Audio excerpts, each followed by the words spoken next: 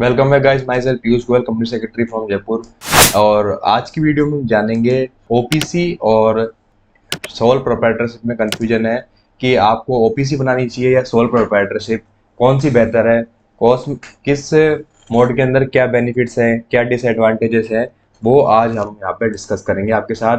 और आपको गाइड करेंगे कि आपको किस ऑप्शन में जाना चाहिए आपकी रिक्वायरमेंट के अकॉर्डिंग।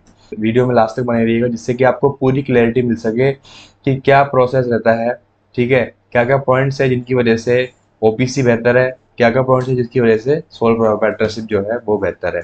तो हर तरीके से आपका हम जो है इन दोनों ऑप्शंस का एनालिसिस करेंगे और किस में क्या ज़्यादा बेनिफिट है, किस में क्या ज़्यादा लॉस है, वो भी हम यहाँ पे देखने वाले हैं। तो जो ओपीसी था 1% कंपनी का कॉन्सेप्ट है, वो कंपनी एक्ट 2014 में इंट्रोड्यूस हुआ, जहाँ पर सिंगल इंडिविजुअल क्या है फॉर्म कर सकता है, ऑपरेट कर सकता है कॉर्पोरेट एंटिटी को विद लिमिटेड लाइबिलिटी। तो इससे क्या होते हैं, स्मॉल बिजनेस होते हैं, स्टार्टअप्स होते हैं, वो क्या है उनको एडवांटेज मिलता है कॉर्पोरेट स्ट्रक्चर का, और जिनको यहाँ पर कोई भी एडिशनल शेयर होल्डर्स की नीड नहीं होती है। ये काफ़ी एक बेहतर ऑप्शन है ओपीसी में जो जाना चाह रहे हैं, क्योंकि यहाँ पर सक्सेशन प्लानिंग भी एक तरीके से हो जाती है।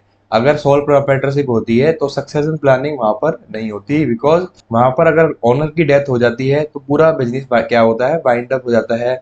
जो क्रेडिटर्स होते हैं, डेटर्स होते हैं, एज इट इज खड़े रहते हैं। जो प्रोप्राइटरशिप की गुडविल है इतने सालों की, उसका भी आप जो है यूटिलाइजेशन नहीं करवा पाते। तो इसलिए हम यहाँ पे एक एक पॉइंट पे डिस्कशन करेंगे कि कौन सा ऑप्शन बेहतर है। तो लिमिटेड लाइबिलिटी होती है किसमें, ओपीसी के अंदर, बट सोल प्रोप्राइटरशिप में क्या है, अनलिमिटेड लाइबिलिटी होती है। यानी जो है आपने अगर पेमेंट नहीं किया तो आपकी जो पर्सनल असेट्स है उनको भी सेल करके आपकी जो लाइबिलिटीज है उनको पे अप किया जा सकता है। बट सोल प्रोप्राइटरशिप ओपीसी में ऐसा नहीं है। कंपनी में जितनी आपकी कैपिटल है उसके लिए ही आप लाइबल हो, उसके आगे आप लाइबल नहीं हो। सेपरेट लीगल एंटिटी, ओपीसी क्या है, एक सेपरेट लीगल एंटिटी है जो कि अपने फाउंडर से डिफरेंट है। और सोल प्रोप्राइटरशिप जो है ये क्या है, एक सेपरेट लीगल एंटिटी नहीं है। और इसमें क्या है, ओपीसी कॉन्ट्रैक्ट में एंटर कर सकती है, असेट्स एक्वायर कर सकती है, बिजनेस कर सकती है अपने नेम पे।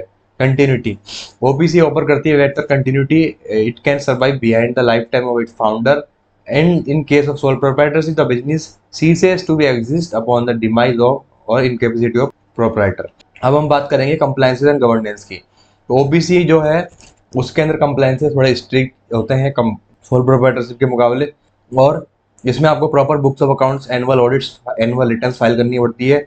इसके अलावा स्टेचुटरी ऑब्लिगेशन जो एप्लीकेबल होते हैं प्राइवेट लिमिटेड कंपनीज पर, वो भी आपको फॉलो करने होते हैं। But as a sole proprietorship के अंदर नहीं है, वहाँ पर आपको ऐसी कोई रिक्वायरमेंट पूरी नहीं करनी पड़ती है। अब हम देखेंगे who can form on OPC. तो एक इंडिविजुअल जो कि इंडियन सिटीजन है, रेजिडेंट है इंडिया का, वो ओपीसी यहाँ पे फॉर्म कर सकता है।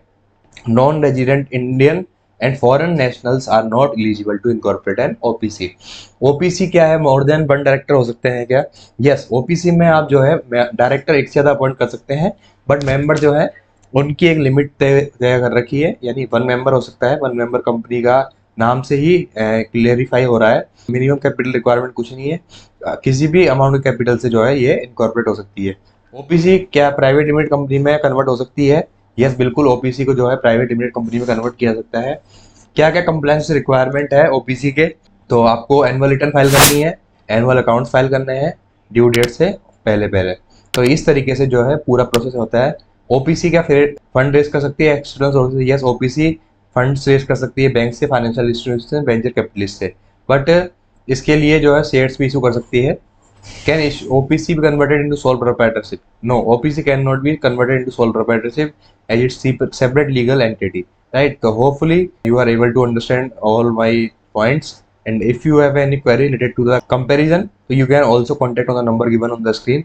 And if you have any query related to the income tax, GST, trademark, and import export, so you can also contact on the number given on the screen. Thank you very much for watching this video. I hope this video is very helpful for you. Thank you very much.